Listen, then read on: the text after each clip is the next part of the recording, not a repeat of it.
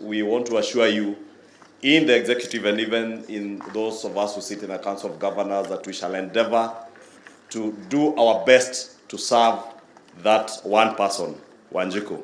The key highlights is that, one, the Honorable Speaker will designate a place in the chamber or at the bar of the House for a Cabinet Secretary to reply to questions and provide reports concerning matters under his or her control in government. On matters that relate to national government revenues and expenditure and oversight of national government state organs, then we do expect that the Cabinet Secretaries will be expected to appear before the National Assembly. And on matters that relate to counties, in line with the Constitution and in line with what I started with, in line with the provisions of Article 93(2), that Cabinet Secretaries will appear before the National Assembly on matters relating to national government issues and state organs, and on matters relating to county governments, they will appear before the Senate.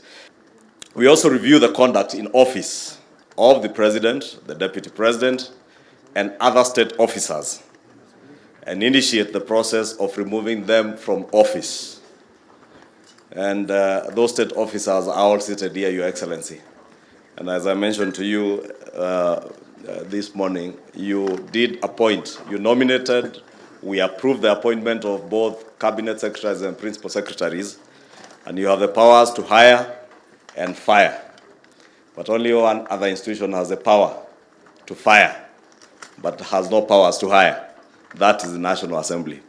And therefore, we can initiate that process to remove from office those who do not serve the interest, as you said yesterday, Your Excellency, and I want to assure you that we will support you in ensuring that all members of government in the executive serve the interests of the public, not their own selfish and personal interests. And any that we will do, anything that will indicate that they are serving other interests other than the interests of the people of Kenya, we shall not hesitate, Your Excellency. As you said in your interview this week, that you have directed investigative agencies not to refer to you should they find any member of your government on the wrong side of the law.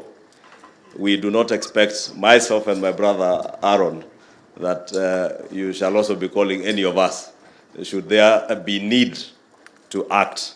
There is no provision in the Constitution that bars a Cabinet Secretary from attending the House to answer to questions. Since these questions are intended to assist the House to resolve issues that are of concern to the people, and our key mandate is to address matters that are of concern to the people. Indeed, under Article 165(2)(d) of the Constitution, only the High Court can interpret the Constitution and declare any action unconstitutional. Therefore, you must not be worried by those who are declaring that what you intended was unconstitutional. It's only the High Court that can interpret the Constitution and tell us that the appearance or otherwise of a Cabinet Secretary before the House is unconstitutional. And in line with that, there is no single judicial determination that has been made on whether attendance by Cabinet Secretaries before the House violates any written law. There's a question that could be asked, for instance, that question on GMO that would touch on health, that would touch on trade, that would touch on agriculture, and we expect that such cross-cutting questions will be answered by the Prime Cabinet Secretary, and it is expected that, of course, you'll be accompanied by the Cabinet Secretaries in charge of the dockets that the questions relate to, or officers in their respective dockets. And therefore, the Prime Cabinet Secretary may consolidate replies from various ministries on a cross-cutting question and appear before the House as a Cabinet Secretary also to answer to questions that are cross-cutting. We intend to work in a seamless manner to ensure that processing of government bills is expeditious, and we do not spend a lot of time between the two houses, not too much of bills being sent back and forth from one house to the other, and a lot of mediation. We do hope that we'll be able to resolve issues beforehand. There's a contentious issue on the interpretation of Article 110 of the Constitution, and many are aware, the Attorney General is aware that the Court of Appeal has since given directions as to how we should interpret the provisions of Article 10 on concurrence of what bills relate to county counties and whether they should go to the Senate. We had a total of 23 acts of parliament, Your Excellency, that were taken to court by our colleagues in the Senate. And as you have indicated, the Honorable Aaron is my good friend, and I do not expect that you'll be taking us to court in the near future. I hear him whispering that if we behave well. And the behaving well, Your Excellency, as you have indicated, is all of us to carry out our mandate in line with the Constitution. If we are faithful and adhere to what the Constitution provides in both Articles 95 and 96, we do not need to haggle over what we need to concur on. You have severally told us that the buck stops on your desk. If you find the Senate going to court, if you find governors going to court, Your Excellency, if you find the National Assembly going to court, then there's a problem. And that problem, Your Excellency, can only be resolved on your desk. And I'll be inviting you to have a sitting, as you have committed with governors, to also have a sitting with both speakers of the National Assembly and the Senate and the leadership of both houses, so that we are also aligned as to the provisions or the interpretation of Article 110 of the Constitution, so that we have no back and forth in terms of being able to process bills. So that, for instance, the finance bill, Your Excellency, if we were to start haggling on how we process the finance bill, the problems that bedevil the counties will continue, because we will not be able to collect the revenues that the Honorable Chair of the Council of Governors is expecting revenues to go to the county governments.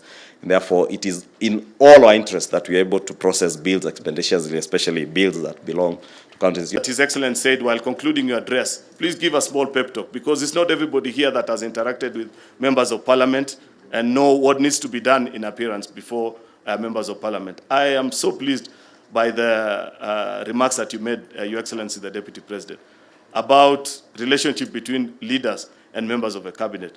You know, late last year, in the month of December, we went to Juba for the annual Parliamentary Games, and we were playing with members of the South Sudan National Transition Parliament.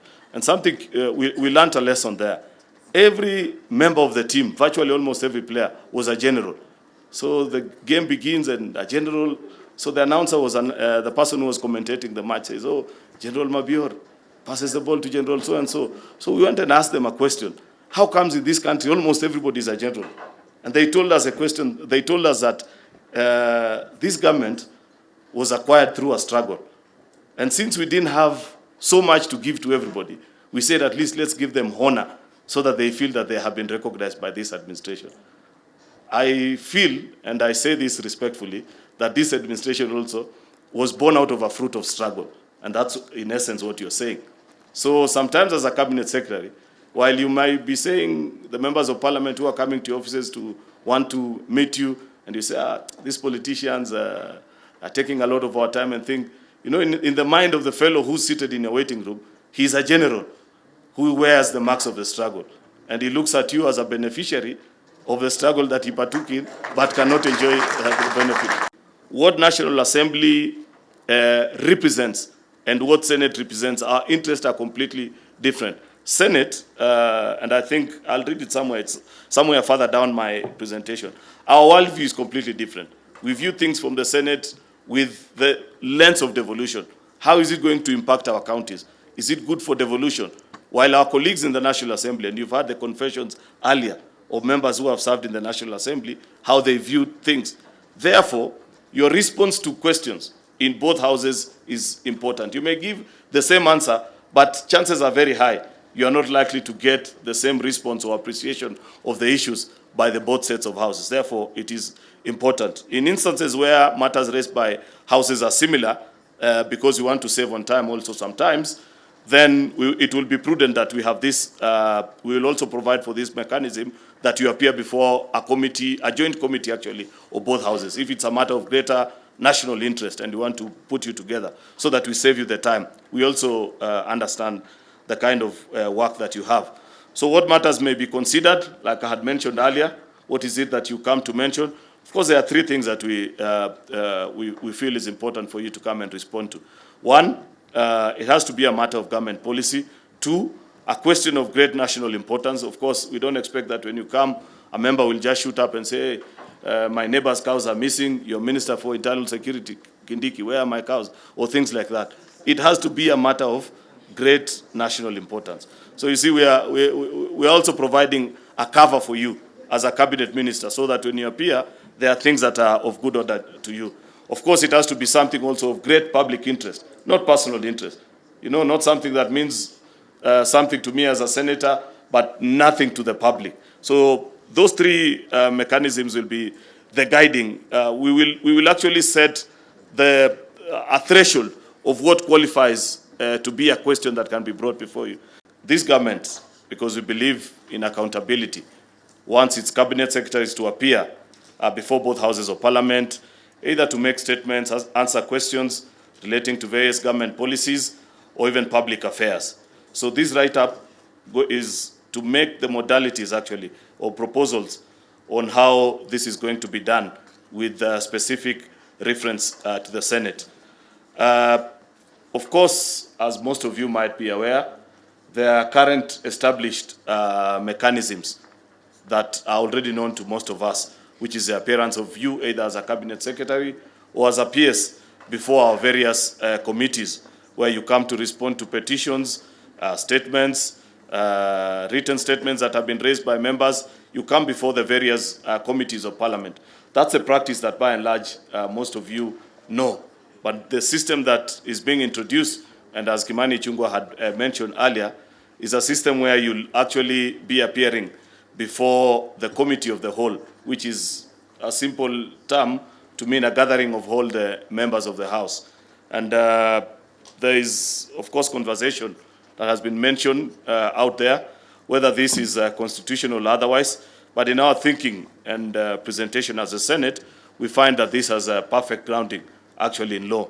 Article 153 of the Constitution provides for the decisions and responsibilities of accountability of cabinet as follows. They are listed there, but I want specific reference to actually subsection 4, where you act in accordance with the Constitution, or part B, provide Parliament with full and regular reports concerning matters under their control, which is a constitutional duty bestowed upon you as a cabinet secretary.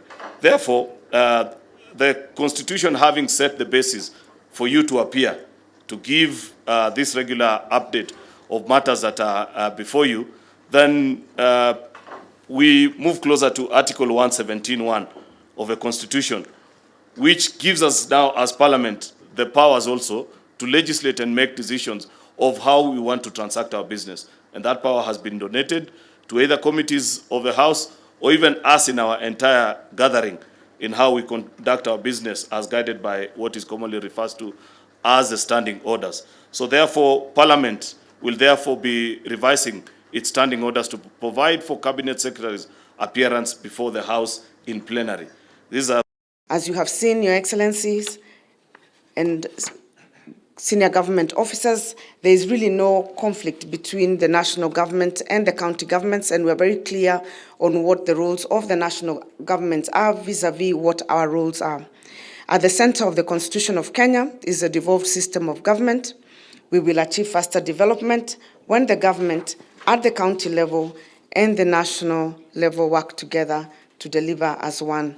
Let me take this opportunity, Your Excellency, to assure you, and on behalf of the Council, our full support to your government.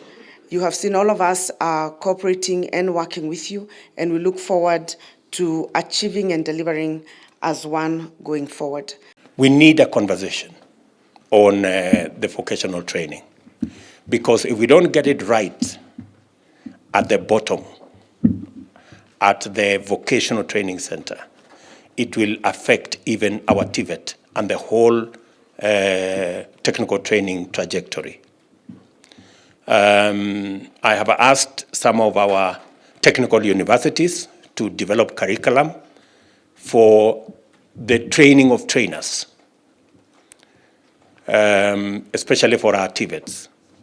And I think that should include the training of trainers for our vocational training centers at the county level. We need to work with you on a couple of areas. Number one, on the fertilizer subsidy, and I agree with Governor Lusaka that that's a program that must be by operation done between the two levels of government so that we avoid duplication and we avoid unnecessary, or we actually share resources. We actually benefit if we bring the county infrastructure into this exercise because we get additional resources. People who are already paid for, they are working already in the counties. So it gives us, it's good for us. So we would value the input of the counties, and we will make sure, as Deputy President has said, that we involve you. We have identified at least 3 or 4 dams in every county. We're going to work with you. You can discuss again with Alice Wahome, our CS, and her team on the dams we have zeroed in on. You can make suggestions on from where you sit on what you think can be part of our priority list. Work with our teams on the ground.